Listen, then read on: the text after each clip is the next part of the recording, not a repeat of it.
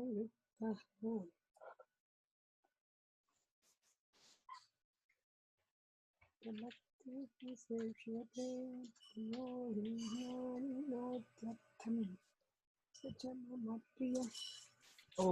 we will start. So let's listen to the prayer.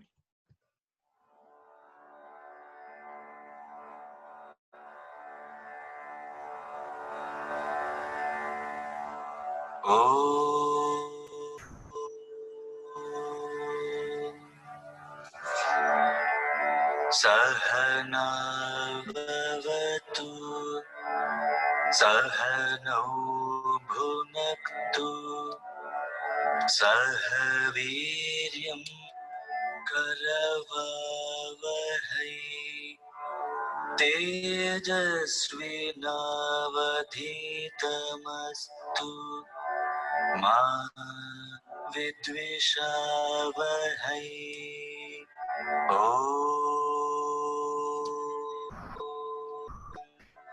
Shanti, Shanti, Shanti.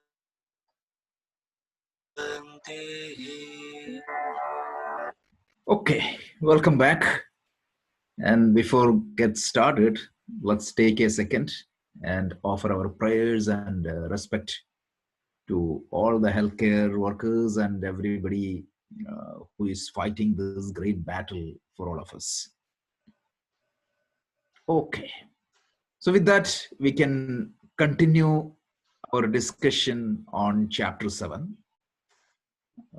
A 5 minutes recap, and we go to I was thinking of 3 verses, but considering the importance of the verses, we may restrict ourselves with 15 and 16 because these verses are extremely important.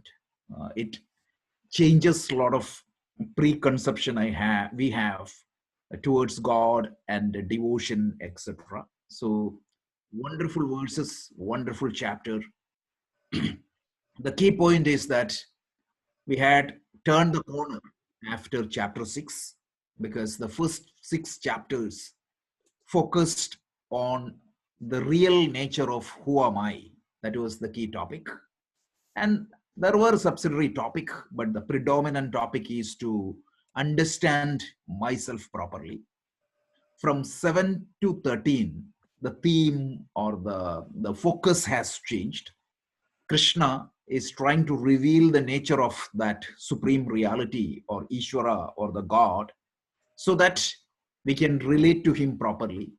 We can tap his power properly. And in the last 6th chapter, we will get an understanding of the relationship between the individual me and the total. So this is the 3 sections. And second section, the first topic is 7th chapter. In that 7th chapter, Krishna tried to introduce himself. Himself means not as a Krishna, but as the Lord of the universe. So that was the theme of the chapter. So the teaching was started by introducing the 2 aspects of that higher reality or the God or Ishvara, whatever you call. So there is 2 major dimensions. There is a transcendent nature of God, which we called as Paraprakriti, which is absolute reality, without any form, without any attribute, independent of time, all pervading. It was there always and it will be always there. Everything else dependent upon that absolute reality for its existence. So Ananya Adhishtana, we saw that word also. Ananya Adhishtana. It is not depending upon anything else for its existence. We call it as uncaused cause. Everything else came forth from that. So that's the absolute reality we saw. And then from that absolute reality, Apara Prakriti, the lower nature of Ishvara. These words has its own limitation, but we are forced to use some words. There is no lower aspect of Ishvara. It's a different dimension. That's all it means. Apara Prakriti. And this Apara Prakriti consists of the physical and the subtle elements. And the model used by the Bhagavad Gita to describe these elements is a 5 elemental model, the Panchabhuta model. That doesn't mean that in the modern world you can use a different model to describe it. It's fine. We saw that these 5 elements are loosely translated or connected with the 4 states of matter and the absence of any state. So we saw that. And just like there is a physical elements are there, there are subtle elements are also there. We call it as mano, buddhi, ahankara, mind, intellect, and the sense of individuality. The combination of this physical and the subtle matter constitutes the entire universe. We saw that. And one is called the transcendent and the other one is called immanent. The transcendent, by the very definition, which we cannot directly experience through our sense organs. Whereas the immanent form of the God, we can experience directly. And then the natural question was, I'm just trying to put through the sequencing of what we covered so far. Then the natural question is, if there is an immanent form of God, if there is a apara prakriti of the Ishvara, why am I not experiencing it? So Krishna tried to explain that through 14 examples. Open your eyes and look around the nature, you can see me. So we saw 14 different examples where the manifestation of God can be seen in the universe. So we saw that Rasohamapsu Kaunteya, Prabhasmi Shashi Surayo, Pranavas Sarva Vedeshu. So we saw that like the light in the sun and the moon. We saw that the self-effulgent light of the sun and the reflecting light of the moon is, whenever you see that, understand that it is Ishvara. And wherever you hear the name of God, you understand that it is me, right? When you taste the water, the wetness of water is me. So we always drink water, we feel the wetness, but we don't feel the God. So like that, we saw that the heat in the fire, right? And the strength of the strong, right? But kama rabga vivarjidam, any dharmic related forces is Ishvara. And the noble desires are Ishvara. We saw that even the smell, the good smell, punyogandha, he always qualify that. Because sometimes what happens, even though the Ishvara reflects through the medium, if the medium is not proper, you won't see the reflections properly. We took the example of that sun and the buckets of water, and we explained that also. So we said like you can experience Ishvara everywhere. And he said all the gunas, sattva, rajas, tamas, and we talked about that also. This is a model came forth from the Sankhyan philosophy or the Sankhyan darshana, and every object in this universe constitutes these 3 gunas. And we saw that Krishna is saying that all these 3 gunas come forth from me. And every matter, everything, whether it is good or bad or indifferent, they depend on me for its existence. Even though they dependent upon me, I am not dependent upon them. So we saw that verse also. That was a very famous verse. They dependent on me for their existence, but I am not dependent on them for my existence. The pot is dependent on the clay for its existence, whereas the clay is not dependent on the pot for its existence. That's very important, right? The golden ornament dependent upon gold for its existence, whereas the gold is not dependent upon the golden ornament for its existence, because the gold continue to exist even after the ornament. If you change the ornament from a ring to a chain, still the gold continue to exist. That is what the word we used, ananya adhishtanam. Whereas the ornament is dependent upon gold for its existence, but the gold is not dependent upon ornament for its existence. So he continued to explain the topic that this world is manifested because of my Maya. So we had a good discussion on what is Maya. So Maya means Maya came forth from Ishvara. So I said like, please don't use Brahman plus Maya, because Maya also dependent upon Brahman for its existence. And we took the example of the Swapna Drishtanta. If you remember last week, we saw that somebody is sleeping in the bed, but in his dream or her dream, she created a world And that world is called Maya, but that world also depending upon the person who created that world. And he has an entire universe in that world. And in that world, he operates, he does everything. But sometimes what happens, the people in that world, they fail to see, cross beyond the Maya. That was the problem we saw. It is so difficult to get out of that Maya. So when I'm in that dream, I'm not understanding that I'm lying on the bed, right? So I quoted an example. Somebody was writing an article. Somebody saw a dream saying that somebody spitted on him during the corona and got afraid in the dream. But in the dream, if he had known that, okay, the real me is sitting there, lying on the floor or lying on the bed, that fear disappears. But the problem is, it is very difficult. When I am in that dream world, it is very difficult to get out of that dream world and understand my real nature. So the person who is dreaming, if he happened to have a lucid dream, we talked about that example also. When I see a lucid dream, what is going to happen is, I know that, yeah, this is only a dream. So even if somebody spits on me with corona, I'm not afraid because I know that that is a dream. But it is very difficult to cross that Maya. So right now we are in a world called samsara, but we are bound by all the problems and we cannot get out. Means we cannot see a world or an experience outside of this samsara because of this Maya. And Krishna said, the only way to cross the Maya is prapatyande, just surrender to me. Just surrender to me, and that is the only way for you to get out of this Maya. This much we saw. 10-minute summary, is that clear? Do we have the sequence properly so far? From the starting first verse to verse 14? Yeah. Okay, great. So with that, let's go.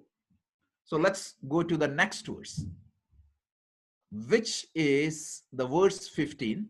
And we see why means there are people who do not even seek Ishvara. So that is the theme of this verse. So let's listen to the verse. Hunaji, you want to chant or you want me to play? If you want to chant, we can go with the live chanting. I think you mute, Bonaji. Oh, I'm sorry. No, you can chant. You can play it. Sure.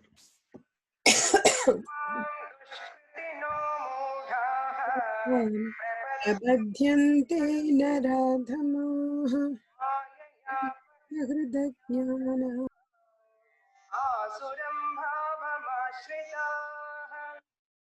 Okay, so very interesting verse. So Krishna tells, Namam dushkritino mutaha. Dushkritino mutaha. Muta means deluded people, or deluded people. Deluded people means they don't know what is right and wrong, they act. Dushkritiha means, krita means committed.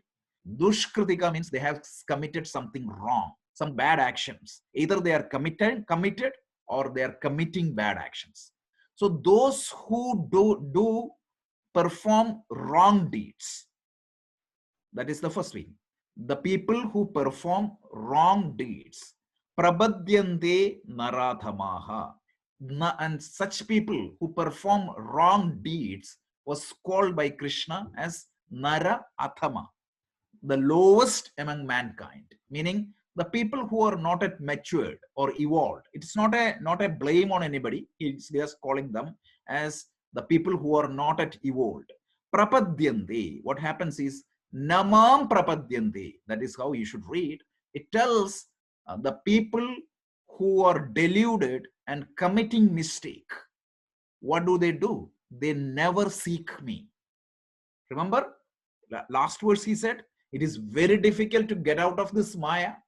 So it is very difficult for a dreaming person to understand and think beyond that dream, because the only way for him to get out of the fear is what? Understand that it is a dream and there is an existence beyond the dream, right? So for a person who is in this world, it is very difficult to understand that there is an existence beyond this world because he is completely caught up with that world. And for such a person, right, such people, who are they? Dushkritino mutaha. These deluded people who commits wrong deed. What happened? Prabhadyante naradhamaha. They never seek me. They never surrender to me, or they never take me as a priority. Krishna is just saying that. So such people, because last words we saw, the only way for you to get out of this Maya is seek the higher. And some people are not seeking. Then he tells, Mayaya apahrita jnana, because their knowledge and wisdom, what happens? Their knowledge and wisdom is robbed by this Maya. So imagine that Swapna Drishtanta is the beautifulest, the best example. If it is not a lucid dream, take the same example. Somebody saw a dream. She was going for a walk. This is a true example. Somebody was telling me last week. That's what I'm telling this. This is a wonderful example. Somebody was dreaming that she was walking. She was just going for a walk. And during the walk, somebody just came and spit it and told her that you got corona. So that's the situation, right? So imagine. So what happens? Her mind, means she is not understanding the fact that it was a dream. So in the dream, within the dream, she got completely scared. Her knowledge is hijacked by that Maya, the dream universe. And then what happened? Asura means asuram bhavam ashritaha. So such people who commit wrong deeds, means here we are talking about the people who commit wrong deeds, whose mind is deluded. Because of that, they never seek Ishvara or the higher form, and their knowledge will be hijacked by the Maya or the delusion or the worldly affairs. And as a result, what happens? They get, means they resembles, or they get the nature of an asura. We are going to see who is asura and sura and all now in a detailed manner. So this is the essence of this verse. So it's a continuation of the previous verse. In the previous verse, Krishna said, like, look at the sequence. He explained there is a transcendent form and immanent form, and immanent form is very much available to you for the direct perception. And he gave 14 examples. And then he said, like, even though these objects are dependent on me, I'm not dependent on them. And then he said that the entire world is made up of me. And then he said, when people are in this world, they do not recognize me because of this Maya, because they're caught up in this world. And the only way for them to get out of this Maya is seek Ishvara. And in this verse, he is explaining why people are not seeking Ishvara. People are not seeking Ishvara because of dushkritika, means they have done, either they have done some wrong deeds or they are continue to do some wrong deeds. Because of that, what they are going to do, their mind is hijacked by the Maya, and as a result, they are seeking the form of an asura. So that's why people commit sin, people do all type of wrong deeds. This is how it explains. So we are going to talk a little bit more about that. So the point is, people who do not seek Ishvara, because there are three words Krishna used, three types of people. They don't seek Ishvara. One is dushkritiha. Dushkrita means, krita means done. Dushkrita means they have done some wrong deeds. So either in this life or in the previous life, they have done some wrong actions, and they may continue to do wrong actions. So that's the first qualification. Dushkritikaha. Then mutha. Mutha means they are deluded. So when they are deluded, what happens? Their priority changes. Their priority changes. Very interestingly, right? Their priority changes. So a lot of people, means right now we all are sitting and studying Bhagavad Gita. That's a priority. For a lot of people, they might be enjoying a drink at this point of time. That is their priority. So when people are deluded, they think that I can get happiness, I can get security from the outside world. So what they do, they go and grab. There is nothing wrong in pursuing the worldly objects, but having the wrong expectation is the wrong thing, delusion. Because they think that $1 billion or a $10 million make me secure.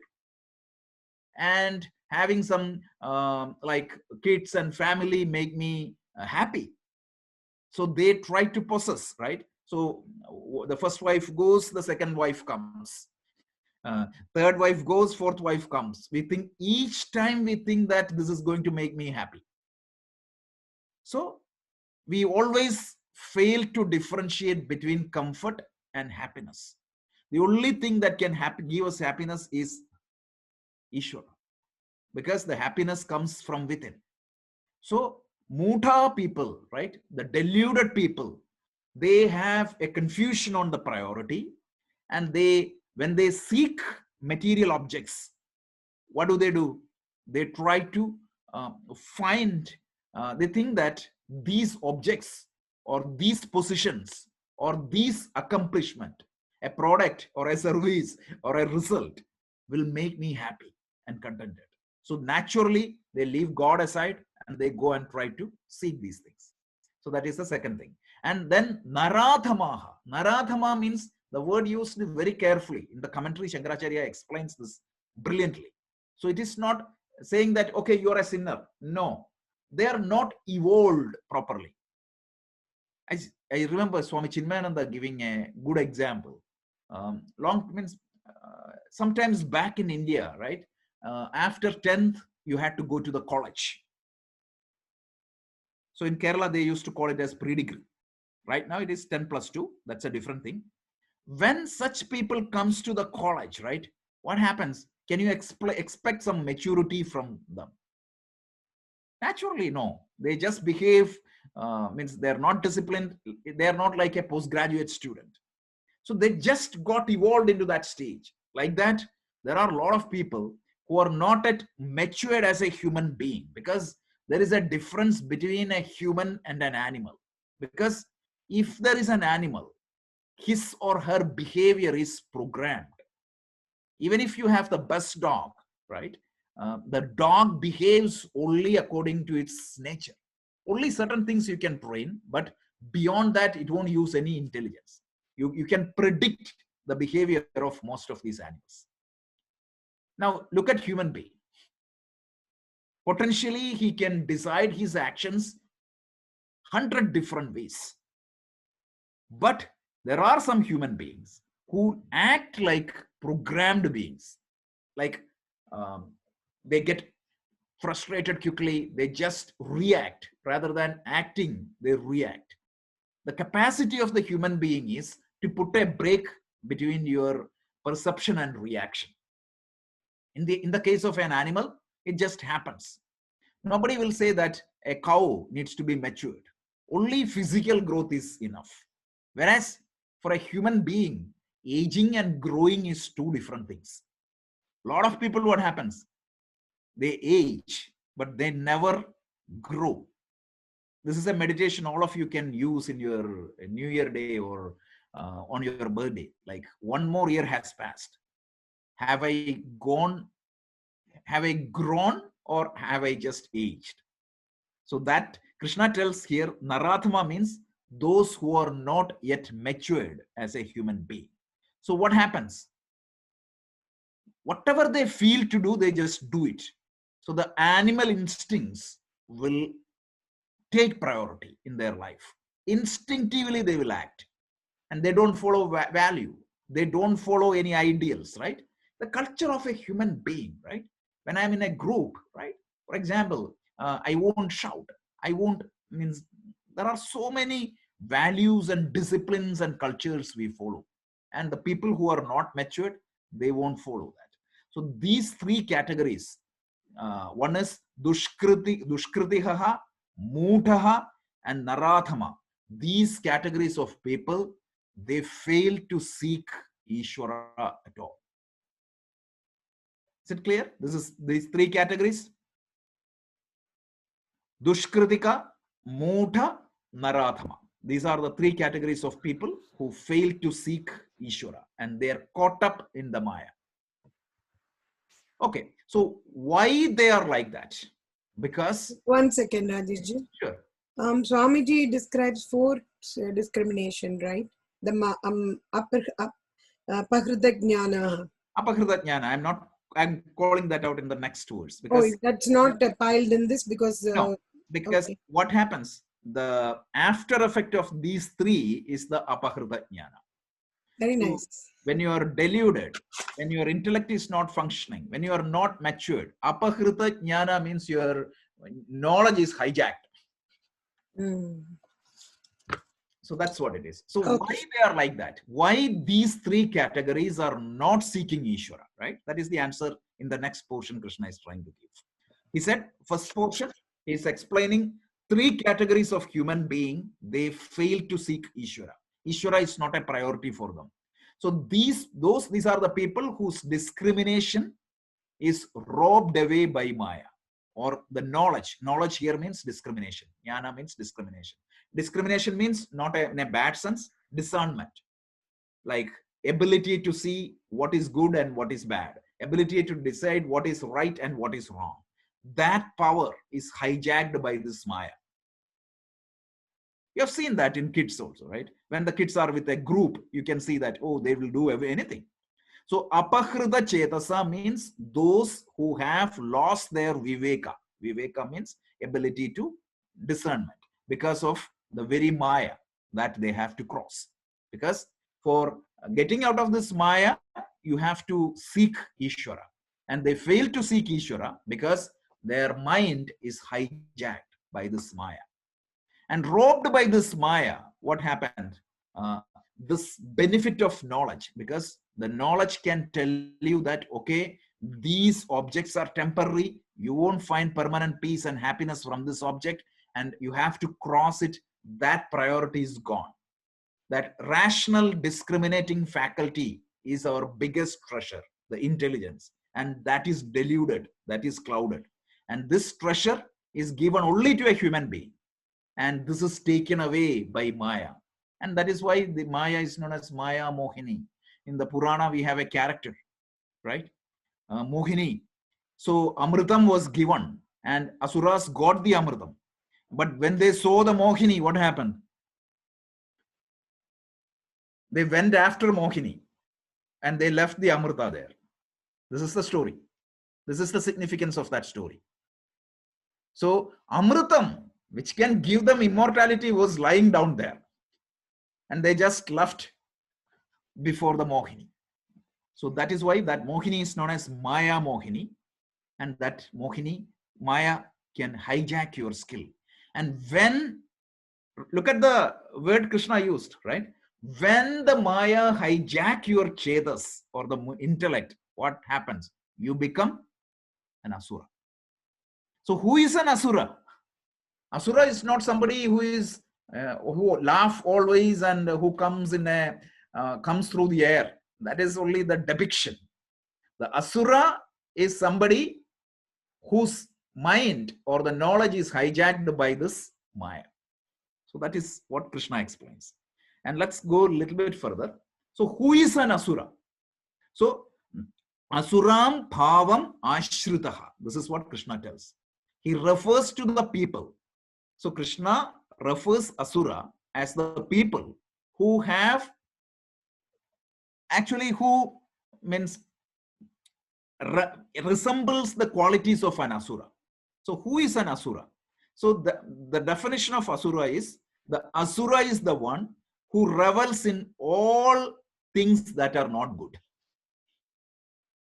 That's the very, there is a word Sura. Sura means Deva. Sura means the one who revels everything that is good, like knowledge, higher values, connect with the Ishvara, all that. That is Sura. Asura means they won't revel anything that is good. Alcohol, wine, drugs, all the negativities, negative value. So anybody who does that, he's an Asura. Second definition of Asura is it can also means Asu Ramanti, the one who revels only in sense organs, sense objects, right? Meaning sense enjoyments, sensual enjoyments. He seeks only what is good for his eyes, pleasing to his eyes. He seeks only what is taste to, means give taste to his tongue. He seeks only what he likes to hear, sense of touch, everything. So only for sense enjoyments, somebody lives, he is known as Asura. So this is what the Asura, the name of the Asura itself reveals that, right? Hiranyaksha. What is Hiranyaksha means? Hiranya means what? Gold. Aksha means eyes. The one whose eyes always falls only on the gold. A materialist, pure materialist. So don't think that there was a Asura in a Patala and he was there, he was doing all nonsense. That's all symbolic. Probably if I look my mirror, you can see, or I can see an Asura in me itself. So I take this Asuram Bhavam Ashritaha. Krishna never qualified one as an Asura permanently. He said, when I do that type of things, when I do that, I become an Asura. Bhavam Ashritaha. So each one of us at times, we all get into that Asuram Bhavam. So that's what it is. And then Shankaracharya gives one more example in his commentary. He tells one who has a tendency to hurt others, tell lies. One who has a tendency to do that, he is also an Asura. So once again, three categories of people to seek Ishvara. And these three categories are, number one, like Dushkritikaha, the one who committing or committed or going to commit wrong deeds. Second is Dushkritikaha. Second is what? Mudaha, the deluded people who have a different priority. They think that, okay, by seeking material objects, I'll be happy and contented. And the third category of the people is Naradhama. Naradhama means the people who are act instinctively. They don't think much, just act. So these three categories of the people, they fail to see Ishvara because their mind is hijacked by the Maya. And when the mind is hijacked by the Maya, what happens? You become an Asura. So Krishna himself clarifies who is an Asura. Krishna himself clarifies why they are becoming an Asura. God never made them Asura. It is their own karma, their own action, their own priority that makes somebody a Deva and Asura. Brilliant verse, right? It exposes the topic beautifully. Absolutely. Rajji, question. Yeah. So, someone who is an agnostic, Yeah. or like someone who's even an atheist, they also do not seek God. Yep. Right? So now, when we are talking about the categories of people who do not reach out to God, what about atheists and agnostics? But they seek an ideal, right? So the greatest atheist in the world was what? Who? Bertrand Russell. Such a great individual. But he sought these higher values. When we see Ishvara, you will see who is Ishvara a little bit later. This Ishvara is the values. If you seek good values, noble values, and even though you are not acknowledging him as God, you treat him only as a value, still you are getting evolved. So that's clarified later point of time. So don't worry about that. And in the 4th chapter, Krishna tells, even though they seek higher values, and even though they do not call me as me, I'm with them. So brilliantly explained. Here, there is no fanaticism. We are not going to say that you have to call Ishvara as Krishna or Vishnu or Brahman or even God. You don't even want to use the word God. But as long as you're committed to that higher value, means when somebody is committing to higher value, what happens? They are not falling into this trap because you are not acting instinctively. Your priority is not to seek money, because if your priority is to seek money, what happens? The best way is to cheat people. So if you're committed to that value, you won't break the dharma. That is the essence. What I was trying to understand was, there were the 3 categories of people you described in the previous slide who do not seek God. Right? But in addition to those categories, the Gnostics and the agnostics, they also do not seek God. No, actually, when you say God, what is that God we are talking? So agnostic may not seek God as God, but agnostic means, that's why I called out Bertrand Russell. Bertrand Russell always sought and always committed to the higher values of life. He is the Okay. one who drafted the nuclear non-proliferation treaty. He was committed to all those noble values, and indirectly he is seeking God. The confusion you had is when you try to fit that with the religious definition of the God. We have already moved out to the from the religious definition of the God, right? So we are talking about God as absolute reality, and absolute reality's expression in the immanent form is the noble values, and wherever is the right expression. So all the noble values are Ishvara. So chapter 13, we are going to see that when somebody is pursuing a noble value, that comes within the definition of God. So they do not fit into this category, because they means, if for example they are not muta, they are not deluded, they may not call God as God, but they are committed to dharma, they are committed to these noble values. So that comes under that category. Okay. So let's just means one thing is, please take away your religious definition of God from the 7th chapter to 13th chapter, because we are going completely in a different scope. Religious definition of God is only a view of that total from a particular point of view. Because what is religion? Religion is nothing but a lifestyle. Religion is a lifestyle or a way of life with a view. Means Dr. S. Radhakrishnan defined Hinduism as what? A way of life with a view. And what is that view? View is this absolute reality. With that view, if you adopt a way of life and go through that way of life, that is a religion. So that is only a view. There can be different way of life to the same truth. And one of the way of life, they don't call God as God. They call it as truth. They call it as values. They call it as courage. They call it as love. They call it as compassion. That is also fine. So that is the broader definition of God. Because let's not restrict the God to a scripture or a set of beliefs. It is much beyond that. Okay. This is a universal dimension we are talking of God. By the way, since I made that point, just one more point. A lot of people say that Hinduism is not a religion, but a way of life, right? Have you heard that expression? Yeah. Yes. Yes. So can you tell me one religion without a way of life? Don't you think that Christians do not have a way of life? I think all religions are about a way of life. I mean, I Every think religion has the way of life. So I it is think completely that, wrong. but isn't it that I mean, they say that because we are not forced to practice anything. I mean, in their religion, they have to go to church on Sundays. But that is a way of life also. What is a way of life? Way of life means you have a set of discipline to follow the lifestyle. Yeah, I guess They have a way of life. What I'm saying is that totally different, right? Yeah, So people say that Christianity is not a way of life, it's a religion. Hinduism is not a religion, but a way of life. The point I was trying to make is that no religion can exist without a way of life. And that's pretty interesting because Sanatana Dharma is defined as a way of life. Exactly. But with a view.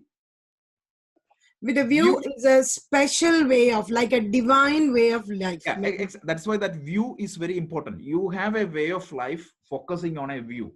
Because if the way of life is not there without that view, you can always go to the path of adharma. So it is designed as a way of life to reach the truth. So that is what it is. And every religion, can we say to lead a life in a dharmic way? Absolutely.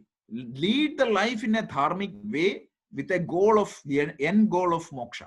That is what it is. Salvation. Okay. Yeah, not salvation. Salvation is different from moksha. Okay, right? moksha. Yeah, so means we cannot use the word salvation. No, for kids we can't say moksha and all that. Right? So I'm trying to think a better word. Yeah, I think we have to use a different word. Salvation is different. Salvation means what happens when you die. Renounce, right? Renouncement, right? Yeah, freedom, that is moksha or mukti, or means we have to invent a word, because salvation is different. Salvation means when you die, what happened? Your soul will go to a suspended state. Correct. And from that suspended state, what happens? That soul will be resurrected and given a body at the time of judgment. Correct. The day of judgment. And on that day, what happens? You will be given your judgment. what could be that judgment? Either a permanent heaven or a permanent hell. And that process is called salvation. So if you get into heaven, you achieved salvation. And how do you attain the heaven? That's very interesting, right? So what happened was, means we don't have time. We do. I'm a little bit confused because this is what topic my husband and myself were talking this afternoon.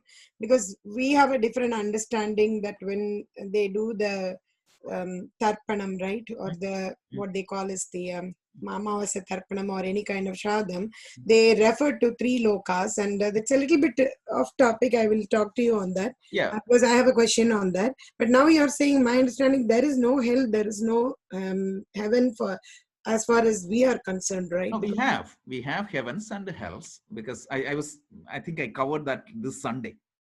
This Sunday's lecture. Remember, anybody attended this Sunday's talk? We talked about Punya, Papa, and Mishra, right? Remember? Yeah. So that's what the heaven. Because if you are predominantly with Punya, what happens is you will be given a life in a higher plane of existence, and as a result, what happens? You will be only consuming your karmas, and you are not earning any karma, and eventually you will come back, and that is called Swarga. And there is another world called Naraka. If you are predominantly Adrishta is Papa, you end up there, and you are not earning new karma from there, Swarga or Naraka. And once it is done, you come back.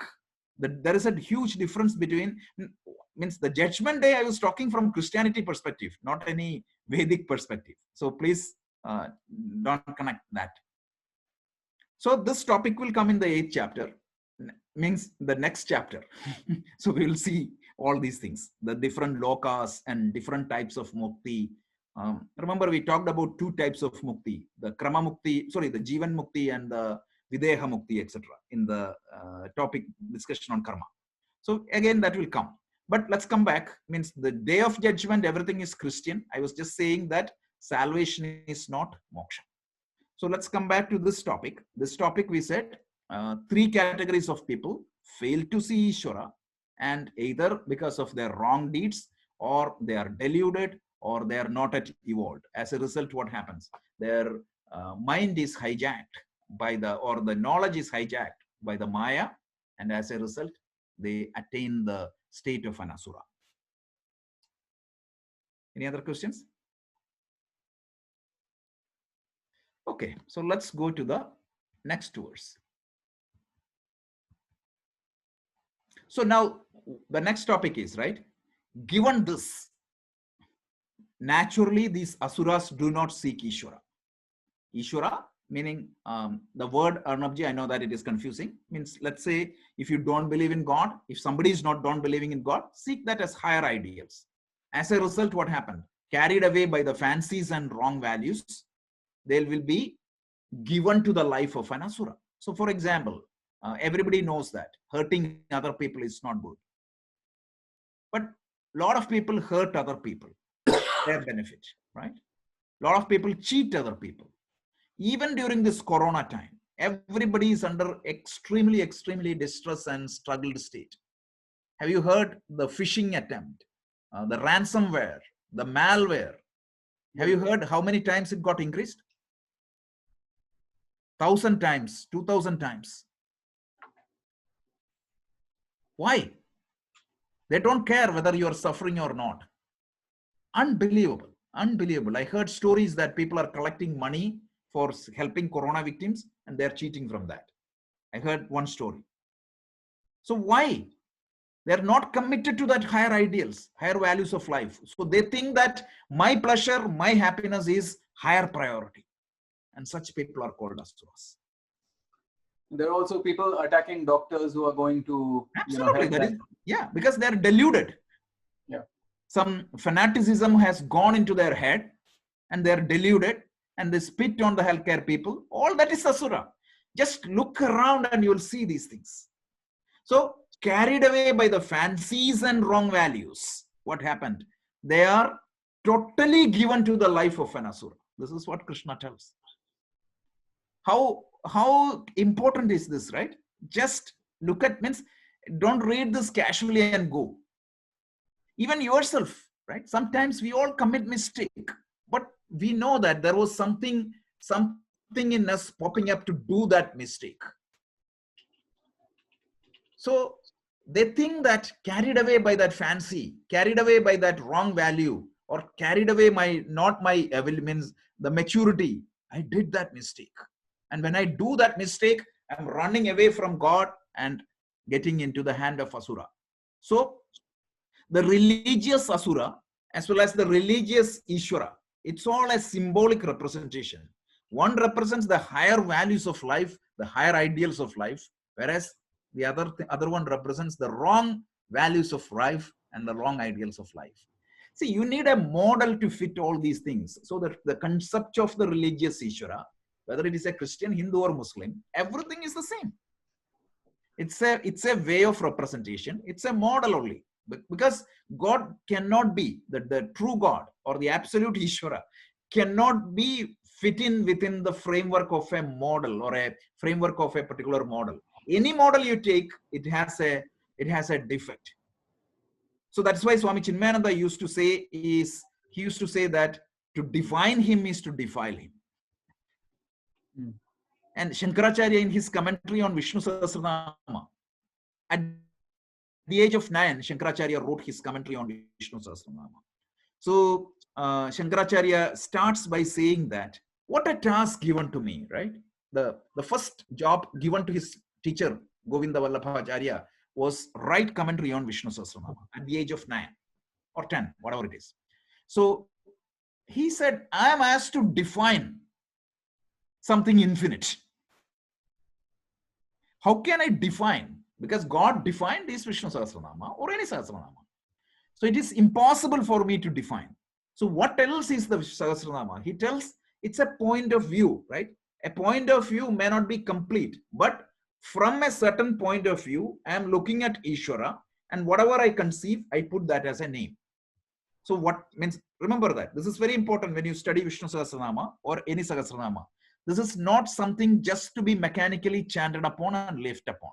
So Sahasranama means it is 1,000 pointers pointing to infinite. 1,000 pointers pointing to the infinite. And that 1,000 pointers are 1,000 different viewpoints. 1,000 different viewpoints of that one truth, absolute reality. That is the Sahasranama. Brilliant, right? This is so brilliant. You know how much is the size of the Vishnu Sahasranama book? I'll show you.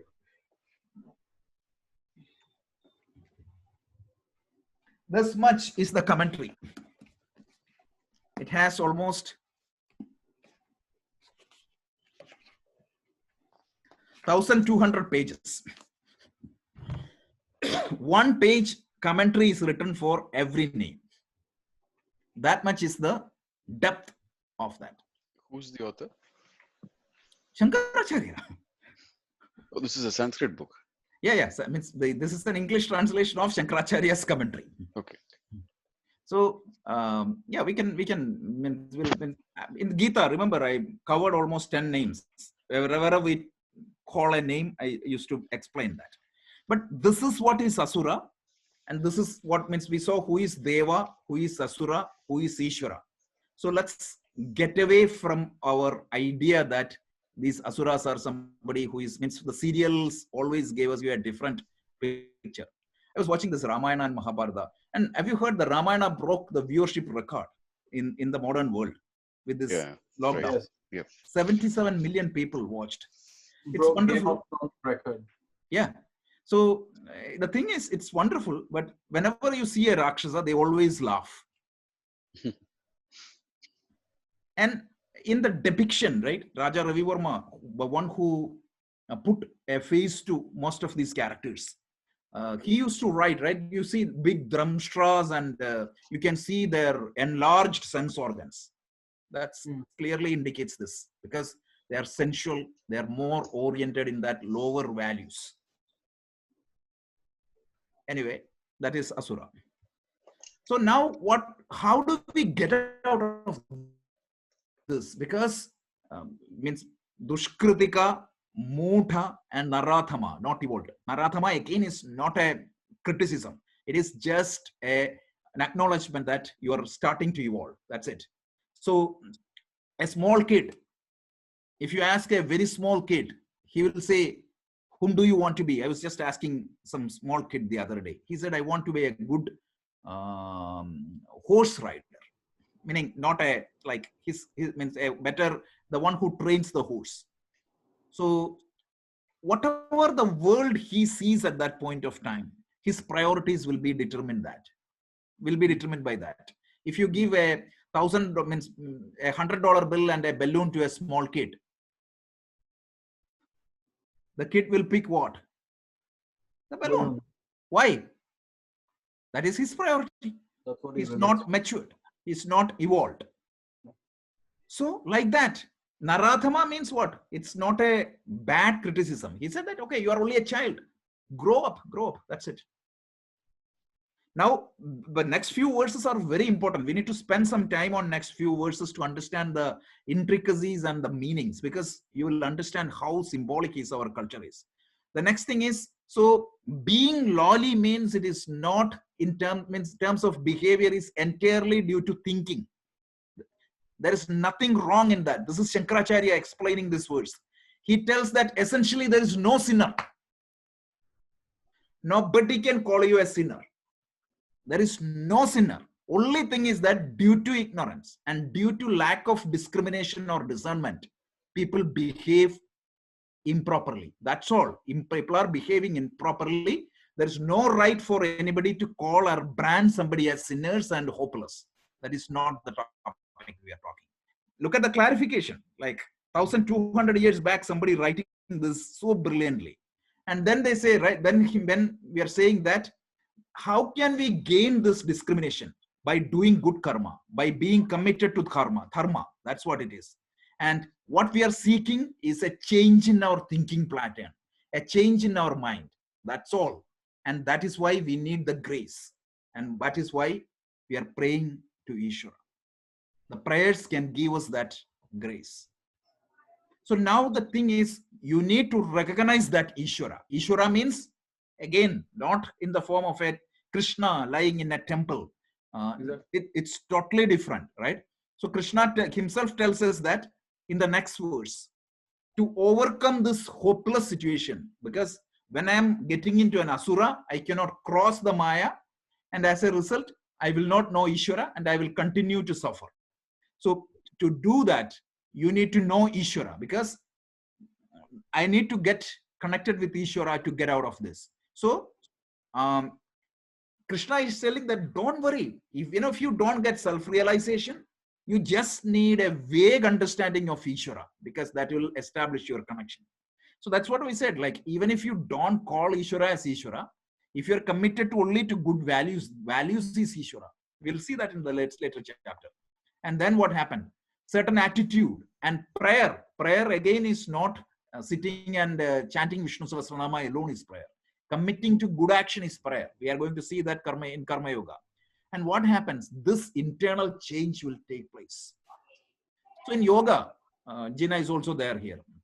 In yoga, people, means Patanjali always say, right? The yoga, the asana, pranayama, before that, he emphasized the need for the dharmic lifestyle, right? So Jina, like before asana, pranayama, Patanjali emphasized yama and niyama, right? It's a dharmic lifestyle.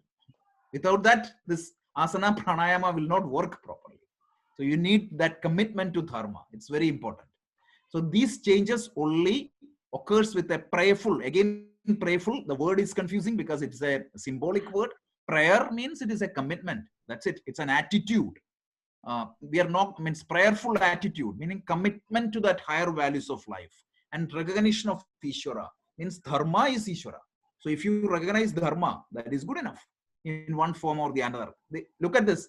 Recognition of Ishvara in one form or another. It doesn't matter. You need to understand Ishvara only as Krishna. So just like some people interpret this Bhagavad Gita, you have to call me as Krishna, otherwise God will not come. That's not what we are talking here. You need to recognize that higher value in one form or the other. And this is what really paves the means for that inner change. So once that inner change happens, you will go. So having said that, oh my God, we spent almost an hour in one verse, and next few verses are going to be like this. Then we will accelerate. But I was planning to cover next verse also, that we will cover next week. But next week is very interesting. So this week we saw people who are committing this dushkrita, meaning wrong deeds. But on the other hand, there are people who are committed to sukrita. Sukrita and dushkrita, these are opposites.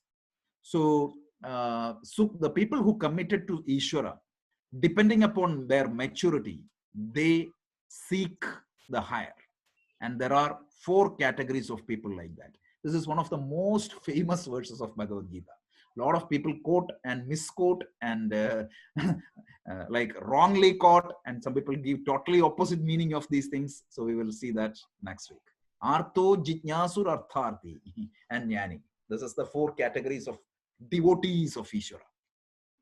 So we will see that next week. So any questions? Please keep the sequence in mind and go through step by step.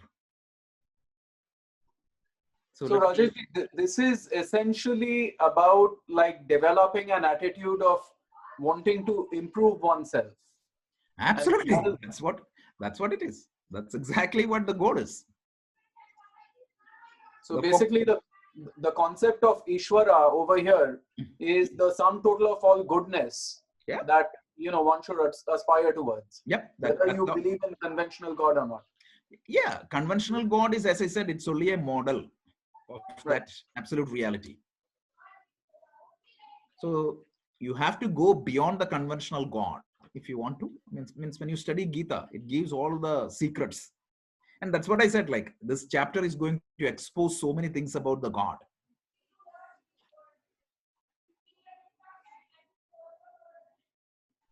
Any other questions or comments?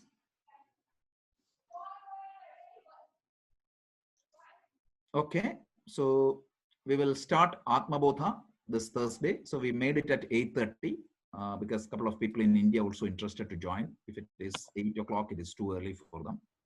So it is 67 verses on self-knowledge.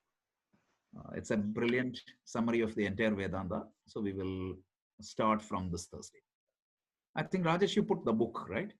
Yeah, I shared. Yeah. That's a book. Rajesh, the other last week's Vedanta lesson you have not uploaded. No, I'm behind with the Vedanta lessons. I'll do that. Okay, no problem. Yeah. The Sugridams you were talking, is it similar to Punya? Sukritam means punya. Of course, it is punya. It is punya. Yeah. Okay. So there are 2 kinds of punya, right? There are 2 types of punya, they say. One punya, meaning again, we will briefly explain this. Next week, we'll talk about this in later detail. Some kind of punya is going to help you to gain material success. So yeah, you're lucky. You might become a CEO of a company. You get a promotion. You get a great bonus. You get all these benefits. Another type of punya, that is the real sukrita.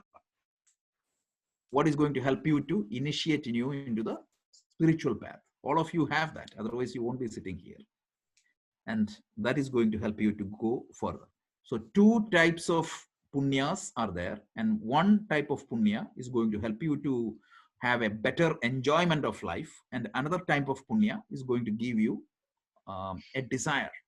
So even though such people are physically, materially suffering, they will evolve a lot. So ideally, we need both.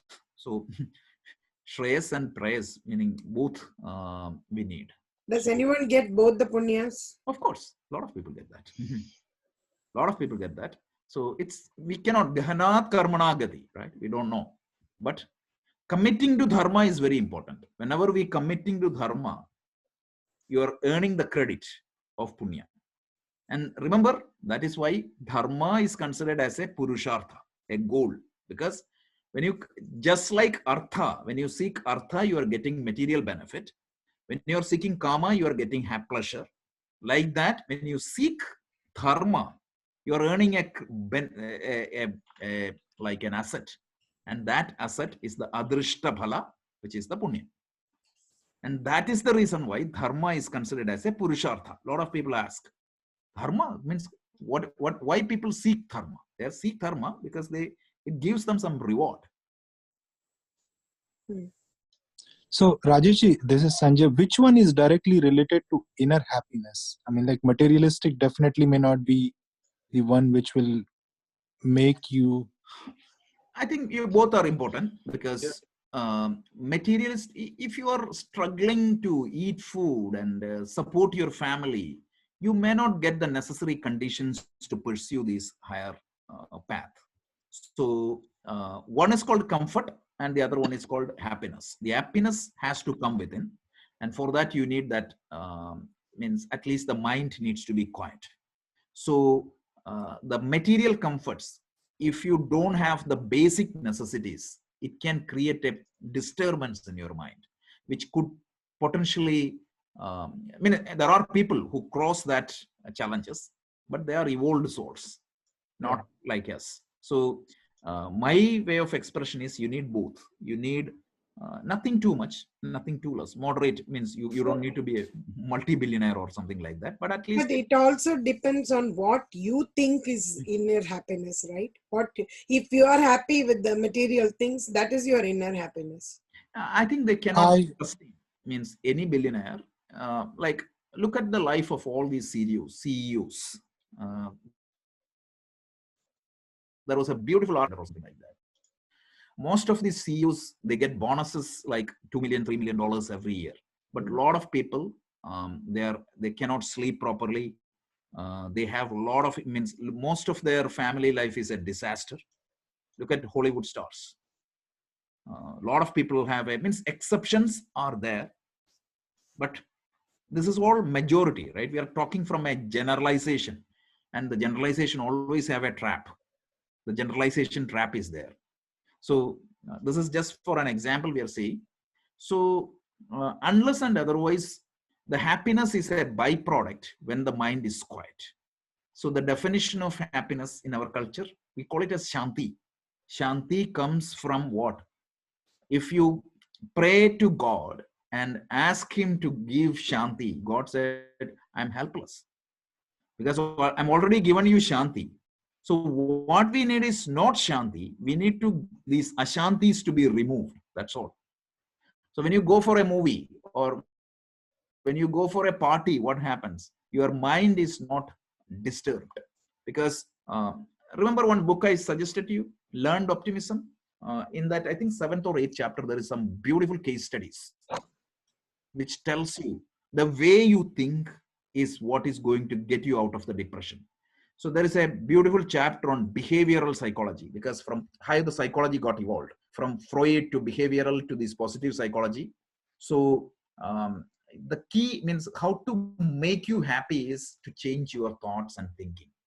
So what happens is when you go to a movie, what happens? Your mind is not worried about what is going to happen to my child in the college after 5 years, what type of admission she is going to get. Temporarily, that thoughts are arrested and suspended, and you feel that happy.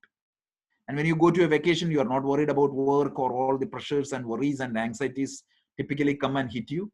It won't come and hit you at that time because you're temporarily suspending your mind. It's kind of an escape route. So the material objects are a temporary solution. The permanent solution is without any aid of any external object, I should feel happy, contented. We feel that the external object is giving me happiness, but I don't realize that the external object is only making me a trigger, which is going to make my mind calm. The best example of this is, if that was the case, the same object should be giving me the same happiness at all the time. I didn't say that. This is said by this guy only, Seligman only. What a valid point. Yeah. That's so true, actually, in real life. Yep.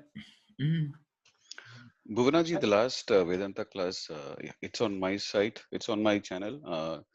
If you want the cleaned version, then that we'll have to wait till Rajesh puts it up. Yeah, no problem. Before that, you can access on my channel. Yeah. So Rajesh, I think if you could, since now you started editing the videos, means I would, if you could take over the Atma Bodha, it can be published immediately. Sure. We'll start doing that. Yeah. Perfect. So and Rajesh, if you need any help, I can also help with video editing. Let me know. That's great. Yeah. Rajesh, I was A friend of mine who's an RN, she called me and she was crying so badly yesterday, because she sees the 6-year-olds and 17-year-olds dying, and she was crying, sobbing like anything, and I just don't know what to tell her, but I just kept saying that whenever you feel like, please call me. I have no problem, call me in the middle of the night if you feel like. It so happens that her brother, who is also dementia, who has dementia, has been admitted in an elderly home, and now he also got COVID. So totally she's broken down. But the part that she's upset is that even her husband, who works in the temple, now doesn't even want to believe in God because he is seeing so many deaths. Like she's saying, we only read in newspapers and all that, right? But they are actually seeing the deaths, 6-year-olds and 17-year-olds dying. What way we can console them? Yeah, so when somebody is in that mood, there is no point in telling them that the Atma is immortal and all such things, right? First of Correct. all, we need to validate their pain because they are crying for a Yeah, little. that's what I did. But Yeah, I want to go a little further to, not to lose any this belief in God or anything, or should I leave it like this? Okay, for the time being, let it. okay, like now they won't understand even if you tell something because their mind is not receptive. Right now, the mind needs an emotion like a hug or a means means a listening ear, or when they verbalize itself, the effect will be mitigated. So just be there for them. Like that is the biggest support we can give them right now. Because the And also, patients' families are screaming, they're yelling and crying, and they are in so much anger. And if somebody dies, they're not getting the body properly. So it's like really, it's a it's a very tragic world what it's a they're very living in. tragic world and it is a very difficult situation, and that's why these belief, because most of the people believe in God as a like as a means to fulfill, or they have some understanding of God. And this type of, it's a faith based understanding. Faith is good in the beginning, but we need to go beyond the faith and understand Ishvara. But that has to happen when we are in a normal situation, Normal situation. right? That's why these teachings can go in our mind, and it can that's, remember the famous conversation I told between Rockefeller and Vivekananda. So he said, like, I have everything, why do I need your God, or why do you need your Vedanta? Is it you have everything, means how the Vedanta is going to help me to better my life? His answer was, it will help you to die peacefully. When the death approaches, when the death is, means I told you about Swami Dayananda's story. That is the real story we all experienced in our lifetime from a person known to us. He had only 2 weeks, and you could see him laughing and cheerful, and that takes a lot of vivekam. Yeah. So that is the proof of this teaching. And honestly, I could not believe it. I was literally shocked seeing that somebody whose life is not even 2 weeks. And somebody asked him that question, and he said, I have 2 weeks. Do you think that I should waste that 2 weeks? And do you want me to die now, or do you want me to take care of that 2 weeks? That was the answer. And he enjoyed every bit of that 2 weeks. He enjoyed the Ganga. He enjoyed the sunrise, sunset. Whenever he could speak, he used to do the class. So that's the strength of this teaching. And Socrates, I read about him like very recently, how strong he was. He was about to die. The poison was given to him, and everybody was crying. So he asked all the ladies to go out because they were crying and weeping. And he wanted to face the death with a smile. So this Socrates, somebody, I think his name was Crito. So Crito asked Socrates, how do we bury you? His answer was the most profound answer. He said, first you have to get hold of me to bury you. And if you are talking about my body, do what you do with other people. This is recorded by Plato. The problem is that state failed to understand his thinking because he was far ahead of the thinking. We always say that some 90s a movie comes in. That movie may not be fit for that age. And we always say that if that movie had come now, it would have been a hit. Like that, Socrates was too mature, too knowledgeable for that state at that point of time. That's why he was killed. And every prophet, right? It means Jesus, what a great personality. He was killed. And Muhammad was actually, he had to flew away from Mecca to Medina. Yeah. Because all these prophets, when they speak to these people who are not yet matured, what happens? They will kill you. Have anybody watched the Malayalam movie Guru? I saw the Tamil one. I don't know, is it the same? No. There is a Malayalam movie called Guru. You can watch it. It symbolically tells this story. So one person who has vision, eyesight, he happened to reach a world which is full of blind people. And he found out why these people are getting blind, because they eat a particular fruit. So he tried to explain that if you eat this fruit, you become blind. So don't give this to kids. Everybody thought that this fellow is speaking some nonsense and they tried to kill him.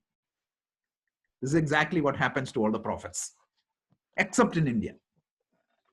In India, all the prophets were respected. If Buddha was lived in another country, he would have been killed.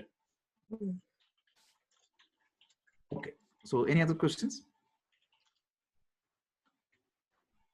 Okay, so this chapter is a fantastic chapter. This is one of the chapters I love most in the Gita, because when I started studying Bhagavad Gita, this was the first chapter I studied. And this was a huge aha moment for me. This is what attracted me to Gita. Yeah, it's about God, right? It's about the absolute truth. Yeah, because lot of questions we have about God is answered in this chapter. A lot of answers. I found a lot of answers in this chapter itself. And I don't know what's in store for me for the next 5 chapters. I'm very much interested this chapter, like the next few verses is going to talk about the worship. And that's going to be an eye-opener. The different people, what type of worship they do to God.